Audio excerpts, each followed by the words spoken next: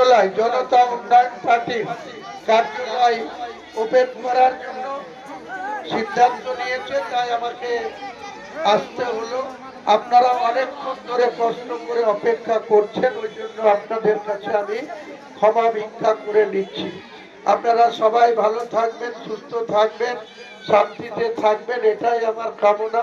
পাশাপাশি বক্তব্য বেশি দেওয়ার সুযোগ নেই, তবুও কয়েকটি কথা বাবরি মসজিদ নিয়ে আমাকে বলতে হবে।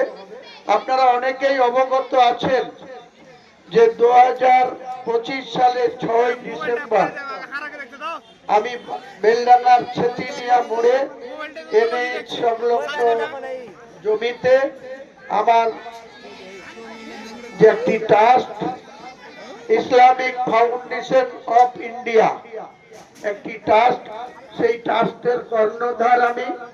এই ট্রাস্ট থেকে আমি 1 বছরের বেশি সময় আগে 2024 সালের 12 ডিসেম্বর বেলডাঙ্গার সরুলিয়া মাদ্রাসা, যেটা 76 বছর বয়স,